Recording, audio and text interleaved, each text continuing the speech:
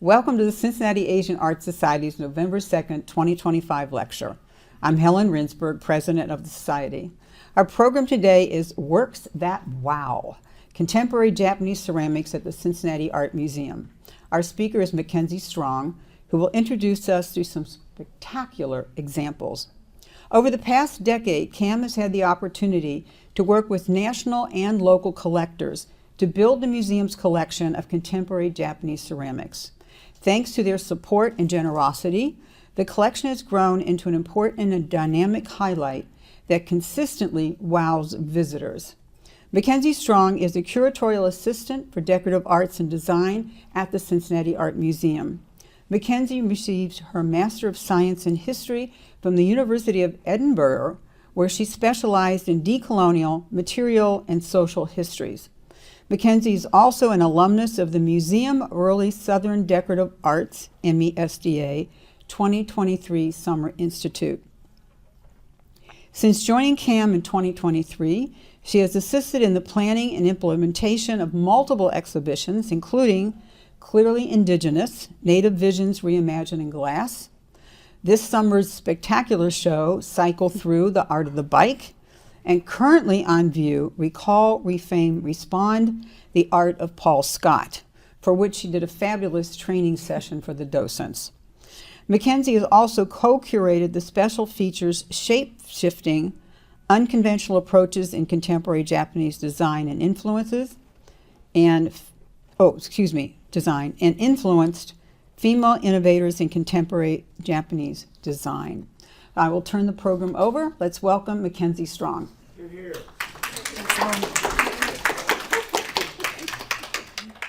Hi, everyone. Thank you all so much for being here today, and a huge thank you to the Cincinnati Asian Art Society, the Taft Museum of Art, and of course, Helen Rinsberg for all they've done to coordinate today's program. It is such an honor and a joy to join you all today and to have the opportunity to share a little bit more about CAAS's truly incredible collection of contemporary Japanese ceramics.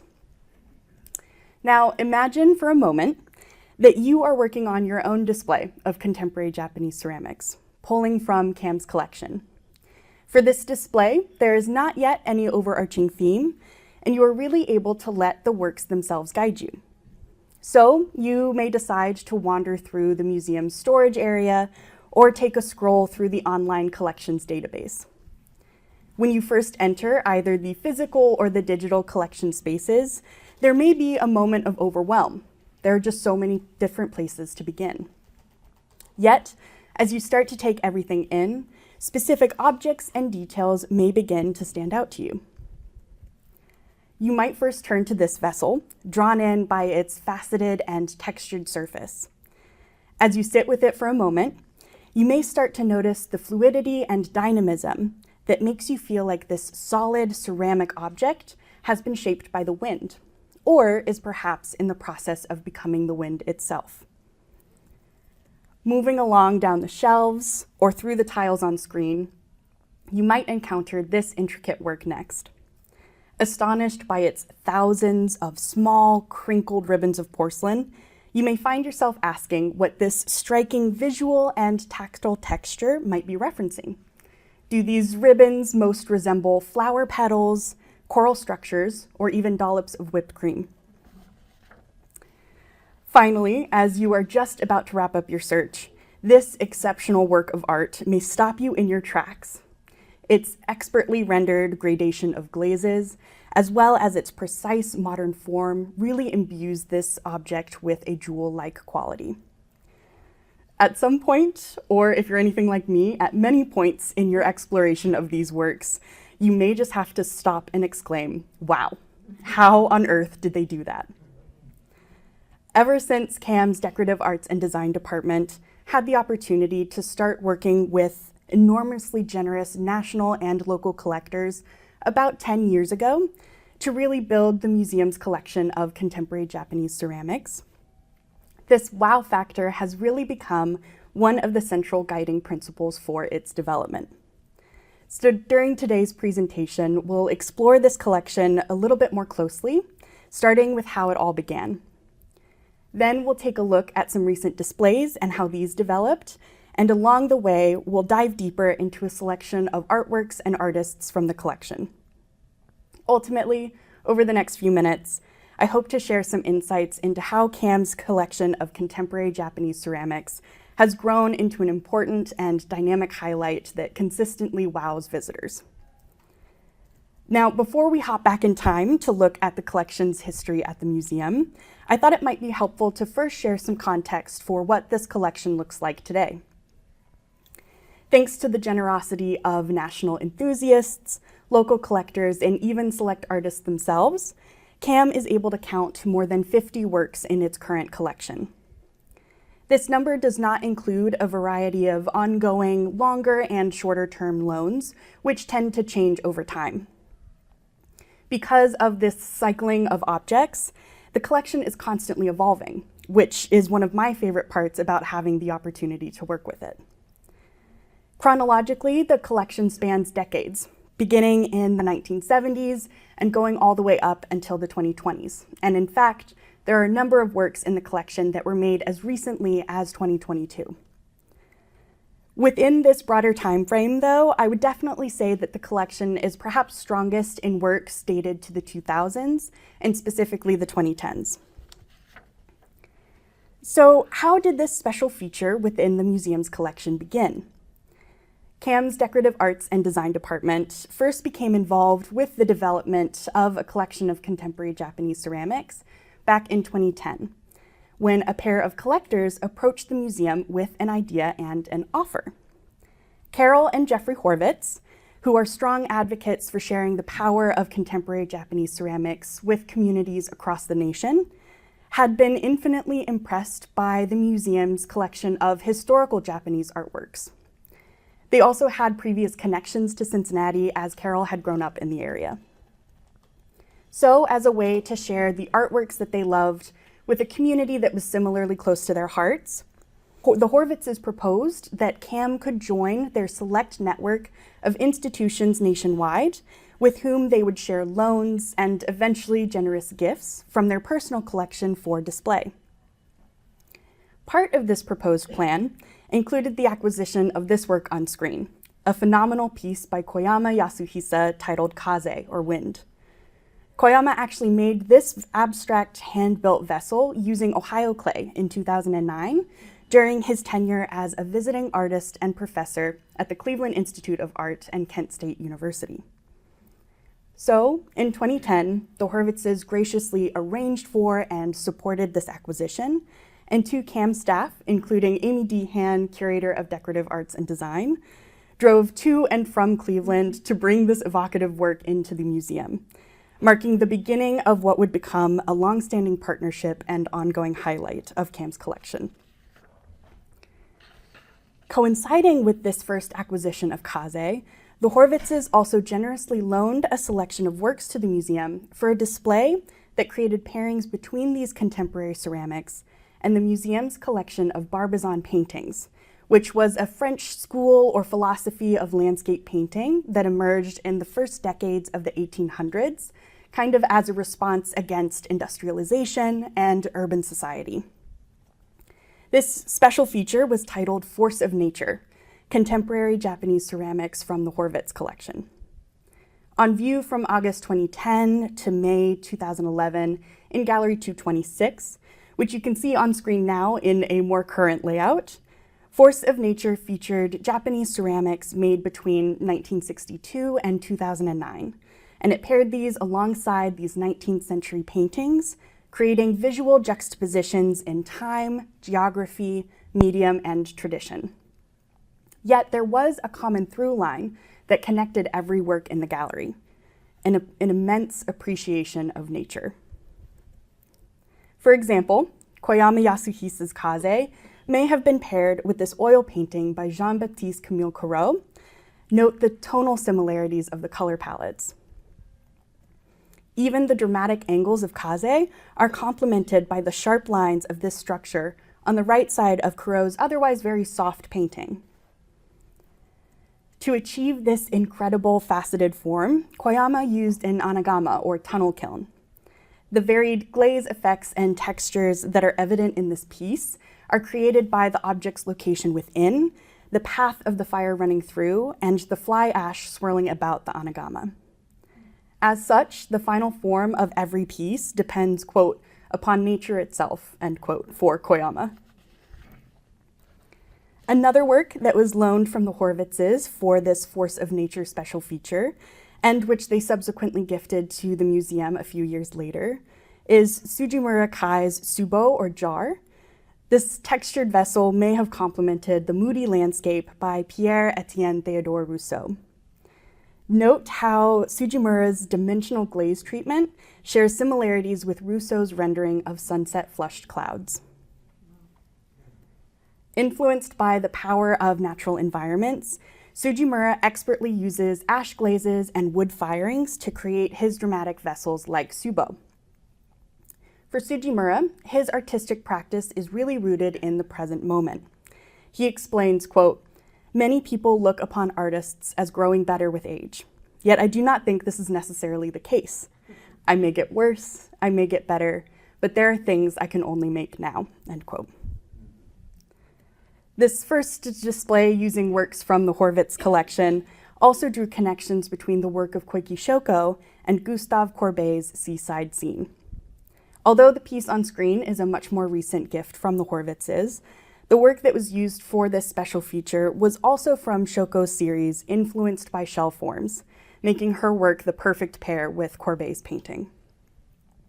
As you can probably tell, Shoko's main inspiration comes from oceanic environments. Her wheel throne and hand-built forms often reference different elements or creatures of the sea, including ocean waves, seashells, and craggy coastal cliffs.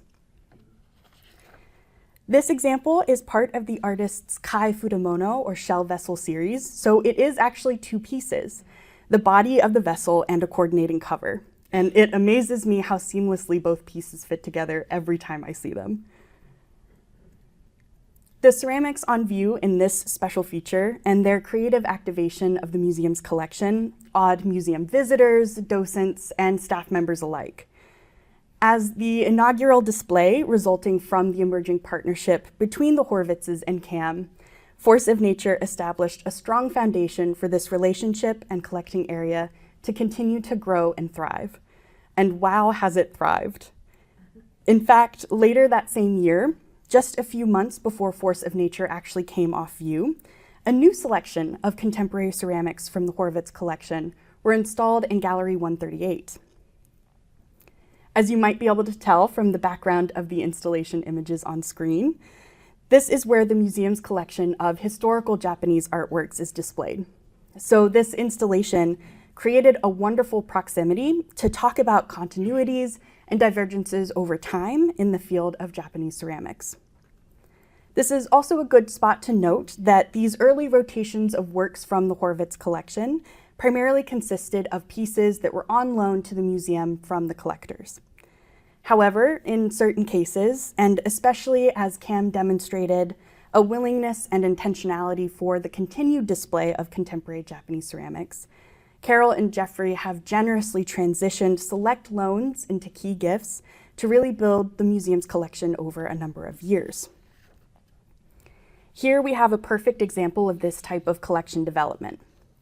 The Horvitzes specifically loaned this detailed work by Kitamura Junko for this 2011 rotation in Gallery 138. And by 2015, this vessel had become part of the museum's collection. This exquisite example of ceramic art features an intricate decoration of inlaid slip or liquefied clay. To create this swirling pattern of circular and curved forms, Kitamura impresses thousands of triangles into the surface of this ovoid vessel using the tip of a specialized bamboo tool. She then fills the impressed areas with creamy white clay, resulting in these bold geometric compositions. The fact about Kitamura's practice that I find possibly the most fascinating and jaw-dropping is that she doesn't plan out her compositions. So despite the time-consuming and very precise nature of her chosen decorating method, she incorporates an element of spontaneity into her designs by allowing the form of each piece and the present moment to really organically inspire her patterns.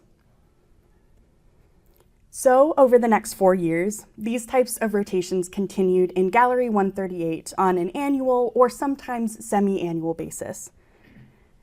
During this time, Carol and Jeffrey Horvitz continued their generous program of loans with CAM, and additional cross-departmental installations emerged, building on the foundations established by the Force of Nature special feature. For example, in 2013, this exhibition titled Taming the Elements paired familiar favorites and new loans from the Horvitz collection with modern and contemporary Japanese prints from the museum's collection, using the gallery space on the museum's ambulatory located on the second floor. Much like Force of Nature, Taming the Elements looked at how artists working in both 2D and 3D mediums have explored nature as a creative force. Here we can see a wonderful connection again to Sujimura Kai's Subo, with these gestural diagonal lines featuring prominently in both print and ceramic. This piece also acts as a kind of tangible link to this first cross-departmental installation and really just emphasizes the creative possibilities and adaptability of this collection. On screen is another captivating pairing between detailed works that really invite a close-looking approach, including Kitamura Junko's Vessel and a vase by Kondo Yutaka. Kondo was an influential artist and instructor who specialized in the technique that's featured in his example on screen, which is just to the left of Kitamura's piece. This style, known as punchongware, developed in Korea in the 1400s and 1500s, and is characterized by a black glazed ground with a pattern created from small sections of inlaid white slip. Kondo became renowned for this style and evidently passed on an interest in the technique to his students like Kitamura. And clearly there are strong similarities between the two ceramic pieces on screen here, which really just made them a natural fit together. But this close pairing also did an excellent job of highlighting just how personal and distinct each work is at the same time. I also personally love how the subtle embossed pattern of curved forms in the center of the print in the background effortlessly echoes the decorative patterns on both ceramic pieces. This installation highlighted how each of the featured ceramists have literally tamed the elements, harnessing fire, wind, and earth to create their artworks. And like Force of Nature, it fascinated viewers and continued to build momentum for creative displays of contemporary Japanese ceramics throughout the museum. In fact, 2 years later, in 2015, these same galleries hosted another installation pairing contemporary Japanese ceramics from the Horvitz collection with prints from the museum's collection, this time titled Modern Voices in Contemporary Japanese Prints and Ceramics. Rooted in a brilliant dialogue about modern life, this exhibition looked for collective characteristics between objects, creating vignettes based on shared rhythms, patterns, textures, emotions, and ideas. Highlighting artworks that push the expressive and creative potential of their mediums, from clay and glaze to ink and paper, this installation explored multiple themes, including humanity's evolving relationship with nature, expressions of individual identity, and the emotional and psychological experiences of living in a constantly changing and technologically advancing world. For instance, one vignette featured this hyper-realistic ceramic sunflower by Sugiura Yasuyoshi. Here, Sugiura has captured a moment in time. This monumental flower no longer has its soft petals, the remnants of which we can see just shriveling along the edge of the flower. Yet it hasn't lost all of its seeds yet either. Poised at a moment of declining energy and also new potential, this work effectively provides a meditation on the cycle of nature, one that is deeply rooted in clay. For the artist, clay is the essential element for infusing a sense of animation into pieces like this. He explains, quote, "If I just said, hey, here's a flower that I happened to make in clay, without being able to bring the depth of that material to life, then that clay flower can only be what it is, an artificial flower. Clay is the thing that shouldn't be forgotten," end quote.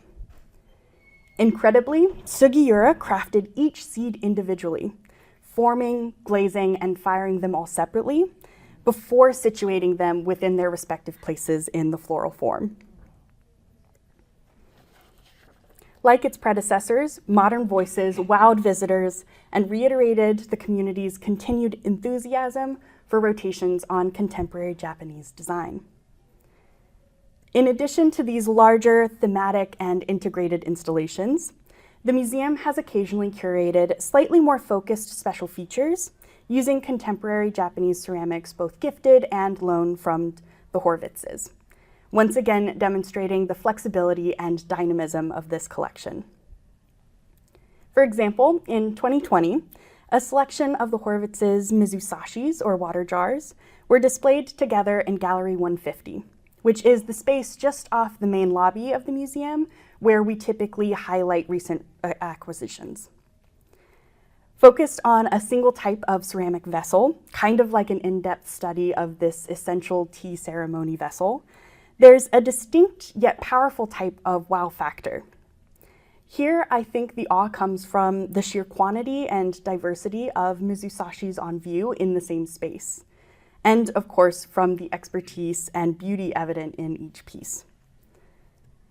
Take, for example, this black and red patterned mizusashi by Maeda Masahiro. Creating the sensation that his water jar has been draped in a checked or plaid fabric, Maeda created this intricate pattern using the time-consuming iroi technique. First, the artist used white clay to create his form, which he then fired in a bisque firing. Next, he covered the surface with black enamel to create a dark ground to work from. To start the initial layer of his design, Maeda applied numerous thin strips of tape to the surface, and over top that, he added a red enamel. He then removed those strips of tape and fired the work again. So to achieve his desired patterning, Maeda repeated the process multiple times. And in fact, to make pieces such as this iroi mizusashi, he may use up to 4,000 strips of tape and fire the work up to 7 times. And it really does create a captivating effect. After just about a half-decade of these integrated exhibitions, annual or semi-annual rotations, and focused installations, a new development in the display of the museum's growing contemporary Japanese ceramics collection began in 2016. This year, for the first time, these works were displayed in the large built-in case in Gallery 136, which is a space that acts as a sort of transition or connector between the museum's East Asian art galleries and its Cincinnati wing galleries. This was also the first time, to my knowledge at least, that a rotation or display of contemporary Japanese ceramics included works generously made available by other donors alongside select pieces from the Horvitz collection. For example, these 2 exceptional works were both made and graciously gifted to the museum by artist Ikuhiko Shibata, who is actually here with us today and may be able to answer some questions about his pieces at the reception afterwards. The dynamic layers created by the faceted surfaces and sharp angles of Shibata-san's works made his White Ruin series really perfect additions to the museum's growing collection. And as you can see on screen, they generate some really compelling visual narratives when placed in conversation with works from the Horvitz collection. With this initial installation in Gallery 136, CAAM's various displays of its ever-changing collection of contemporary Japanese ceramics sort of solidified into annual rotations within the same space, which continues to be the hub for the collection today. And as rotations continued in a dedicated space in the museum's galleries, tangibly reiterating a shared enthusiasm for the material and an eagerness to collaborate on consistent and intentional displays, CAAM's partnership with Carol and Jeffrey Horvitz continued to strengthen over the years. As it has, the Horvitzes have kindly continued to both loan and gift works from their extensive collection, enabling CAAM to build on its early foundations of creative and captivating displays of contemporary Japanese ceramics. Their incredible generosity and willingness to partner with the museum has helped to shape CAAM's collection in other ways as well. Those early installations throughout the museum that featured mostly Horvitz loans also garnered the attention of local collectors, who have been equally as generous in their support of the museum's collection and have invaluably contributed to its ability to continue displaying contemporary Japanese ceramics. Because of this continued interest in and support from local communities, as well as national and even international contributors, CAM is able to continue its rich program of yearly displays that explore the creative possibilities of this wow-worthy collection. Recently, I have had the opportunity and the privilege of working with these objects and helping to manage these annual rotations. So I was introduced to the collection in 2023 when I joined CAM's curatorial team. And in fact, my very first day on the job included getting to watch the installation of this 2023 rotation. My supervisor, Amy, thought it might be a good way to get me connected with the collection. She had started intentionally delegating the management of these rotations of contemporary Japanese ceramics to previous assistants and was hoping that I would like to be involved in a similar capacity. And of course, I jumped at the opportunity and have been joyously enthralled since literally day one. So towards the end of 2023, as I was beginning to think about possible directions for the upcoming rotation in Gallery 136, I thought a good place to start would be to look through installation images of previous rotations.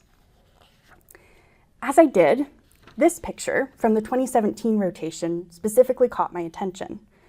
I thought the aesthetic connections between the selected pieces were fascinating, and I particularly loved the inclusion of other areas within the field of contemporary Japanese design.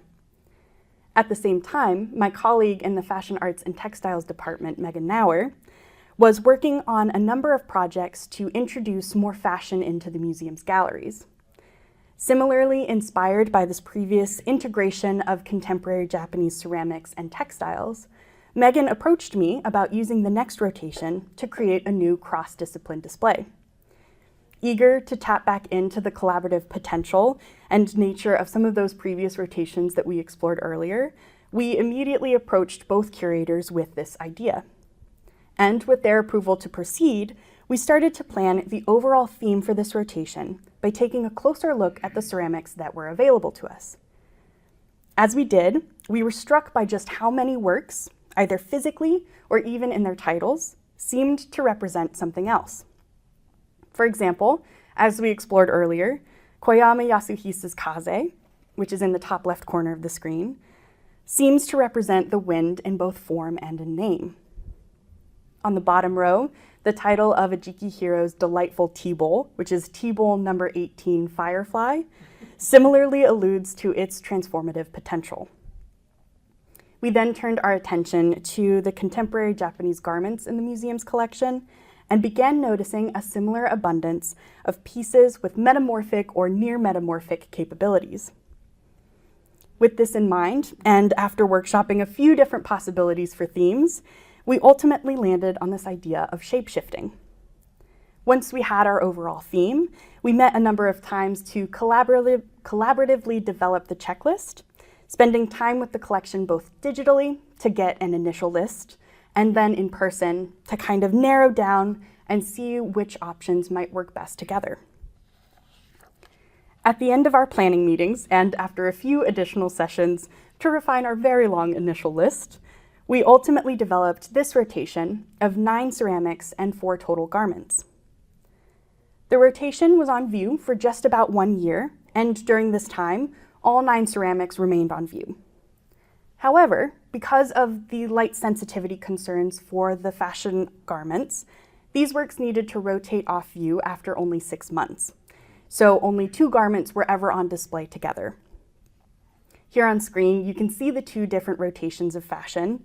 So the garments in the top image were on view from January to June 2024, and the objects in the lower image were on view from June 2024 to January 2025. In order to finalize this display, Megan and I realized that we really had to define what we meant by shapeshifting, both for ourselves as we were finalizing our selections, and for visitors. So for us, we really came to understand this idea of shapeshifting as a process of becoming. In a physical sense, shape-shifting may mean one thing physically taking on the form of or becoming something else. For example, a block of clay can become a flower, the wind, or even two figures captured in a moment of movement. Similarly, a garment worn on the body can become a sculpture, an extension of the wearer's movement, or the embodiment of an idea. But when we started thinking about these processes of becoming, we realized that we could extend this shape-shifting concept to apply to broader creative and artistic processes, both physical and theoretical. Within this idea, we were hoping to encourage visitors to think about how both objects and artists can become something else during the material creation of an artwork. How, for example, a ceramic work may physically shift over many months before it takes its final form, or how artists' identities can similarly evolve over the course of their careers. While we were developing this shape-shifting idea, we also noticed that experimental and innovative approaches characterized many of the artist's work within both mediums. In fact, this subversion of expectations really emerged as one common thread connecting each piece in the rotation. For instance, some artists approached clay as a textile, while others reinterpreted long-established materials or invented distinctive construction techniques. Because we also really wanted to emphasize this experimentation and exploration that is at the heart of contemporary Japanese design, we ultimately formulated a sub-theme of unconventional approaches within our overarching shape-shifting theme. So when it was time to narrow down the list of ceramics to go on view, we used these overarching principles as a guide to develop 3 specific categories, and an object needed to relate to at least one of these categories in order to be included in the installation. For the first category, we were looking for objects that physically represented something else. Here, Shingu Sayaka's phenomenal flower sculpture was a perfect fit. To create this delicate floral form, Shingu individually shaped and placed each petal and stamen by hand, giving her work a truly organic rhythm. With its undulating and dynamic form, flower sculpture provides a glimpse of the inherent energy within, perhaps suggesting to the viewer that it is representing a moment of growth. Adding to this piece's wow factor, Shingu intentionally challenges expectations of familiar floral shapes by working within a limited color palette. For the artist, she says this enables the viewer, quote, to use their imagination and see beyond flowers, end quote, when looking at her works.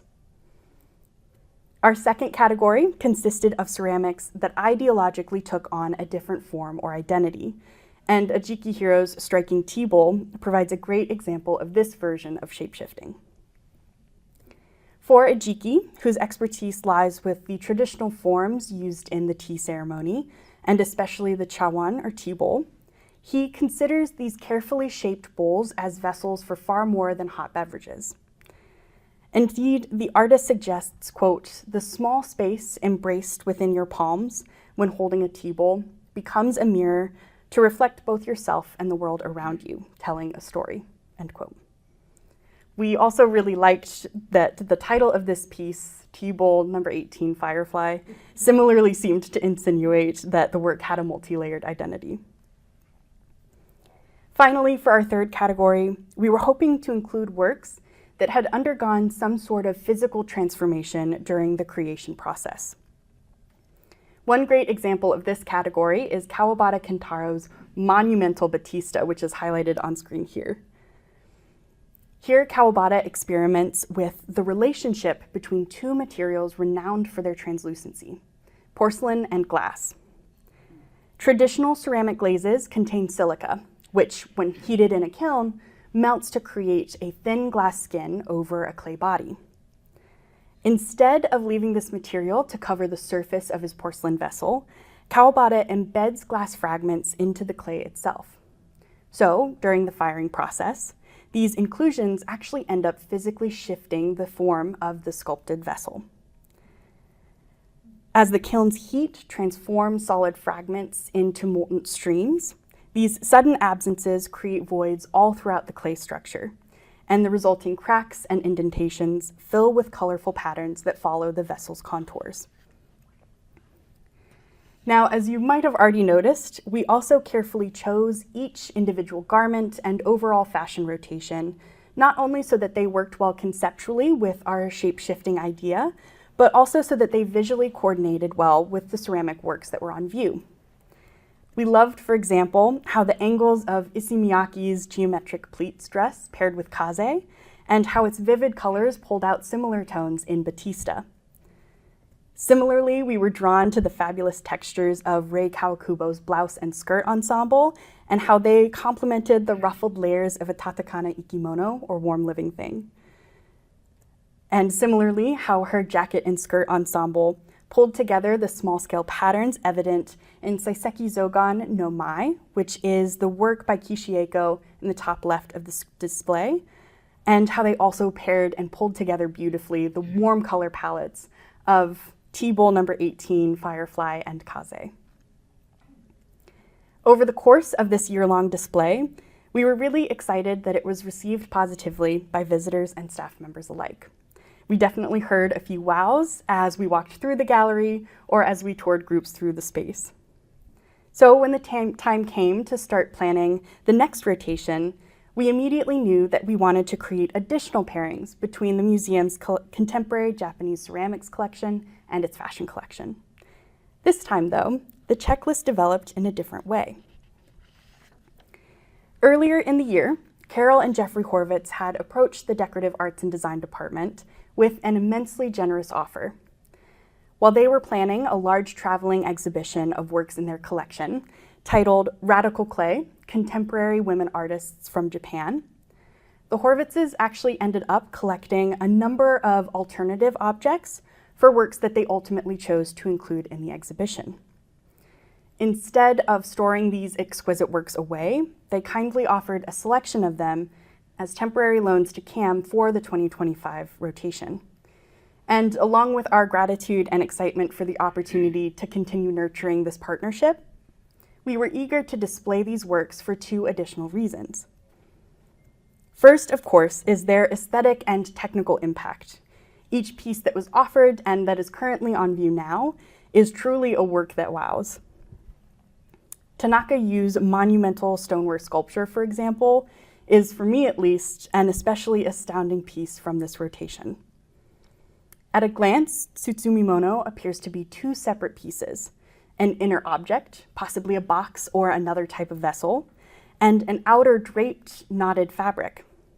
Yet Tanaka's sculpture consists of a single structure that she hand-built from layers of coiled clay. As the artist suggests, quote, "The gentle curves of the piece give the impression that something is inside, allowing the fabric to remain standing on its own. Nevertheless, the knot of this ceramic work cannot be untied to reveal what's inside. I think the mystery behind this piece is what makes it so captivating," end quote. The artist takes inspiration from two key sources. Her draped fabric-like forms reference the tradition of furoshiki, which were wrapping cloths historically used to transport commodities. At the same time, her use of sculpture to question ideas about functionality aligns with the avant-garde Sodeisha group who championed sculptural non-functional ceramics as an art form with their establishment in 1948. Alongside the definite wow factor of this rotation, we were equally excited for the opportunity to display more works by women artists. Importantly, this is the second overarching principle that has really guided the collection's development over the past decade. During this time, both CAM and the Horvitzes have consistently prioritized the support of contemporary Japanese women artists through both their collecting and display practices. Previously, the museum has presented a display of its contemporary Japanese ceramics that focused on work by women artists, featured on screen now. This rotation coincided with the museum-wide exhibition titled Women Breaking Boundaries, which was on view between 2019 and 2021, and which expertly demonstrated how the need for projects focused on the work of women artists continues to be essential in generating more equitable representation in the arts today.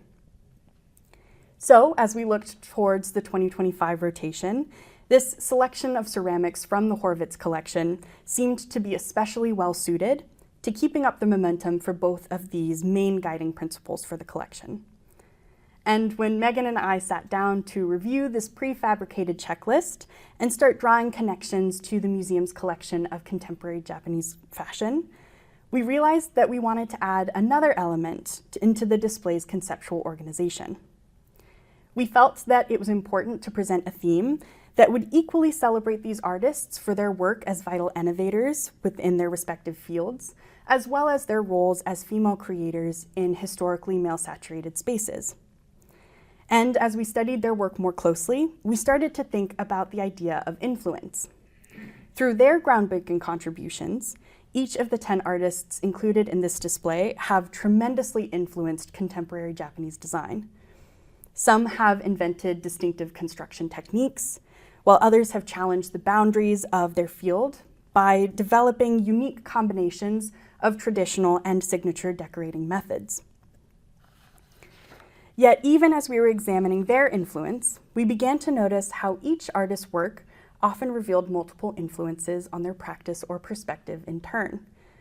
In fact, to create the exceptional works on view in this rotation, these contemporary creatives have taken inspiration from their teachers and peers, their surroundings and the natural world, their reinterpretations of tradition, and even their own rich interior lives. In other words, we realize that there is a duality at play here.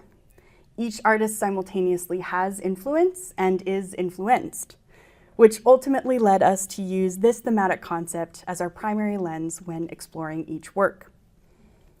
To highlight just one more ceramic piece from this rotation, this whimsical work by Matsuda Yuriko encapsulates the display's dual reference to the idea of influence. Intricate in detail and often exhibiting an abundance of humor, Matsuda's distinctive hand-built or molded forms reference multiple sources of inspiration, while elevating an array of everyday objects from vegetables to parts of the human body into quirky expressions of wit, sensuality, and feminism. Her elaborate polychrome enamel patterns incorporate traditional decorating techniques, including iroi, which is overglaze enamel decorating using multiple colorful pigments like red, blue, green, and yellow, as well as kinrande, which is gold patterning over top a colorful background.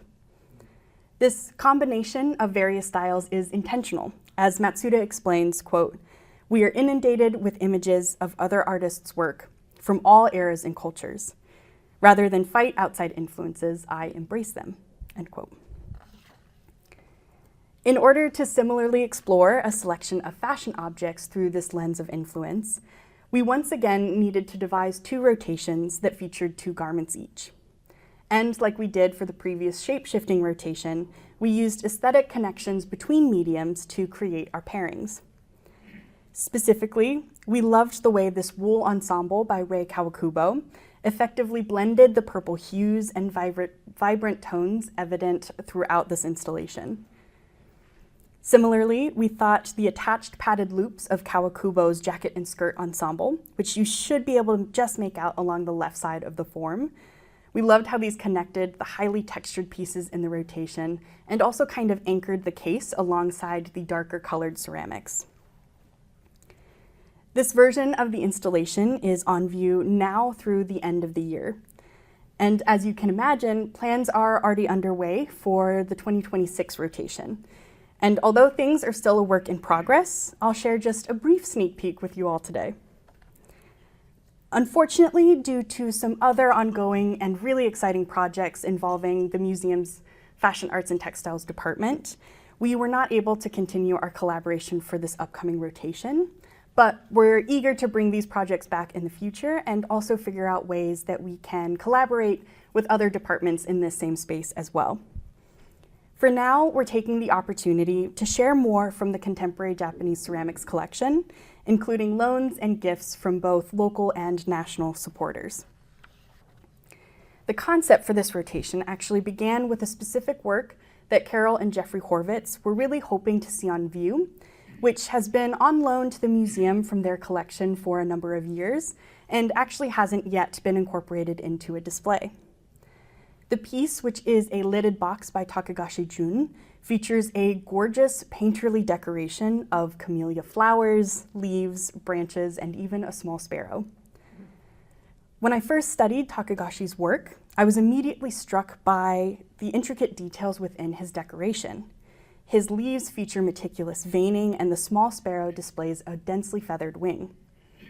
As I spent more time with the piece, I started thinking about these details within the context of a phrase, a fine line.